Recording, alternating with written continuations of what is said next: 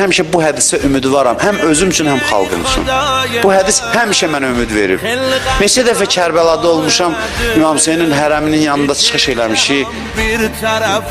Mən orada da bu hədisi demişəm. Bugün də burada demək istəyirəm. Çox ümid yaradan hədisdir.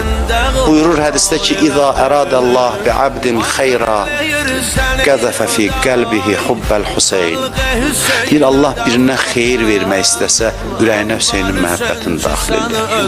Mən həmişə özümdən çox narazı olanda deyirəm ki, yenə də ümidim bunadır. Baxıram ürəyimə Hüseyin məhəbbəti var, deyirəm inşallah hələ ki, hər şey itirilməyib. Deməli, nəsə ümid var. Bir xalqa da Allah Hüseyini sevməyi nəsib eləsə, ona xeyir verəcək. Ona görə xalqın barədə də nikbinəm. Çünki bu millət Sovetin ən sərt dövrlərində İmam Hüseyin eşqini qoruyub saxlayıb və bu eşq vasitəsilə biz bir-birimizə mehriban olmuşuq.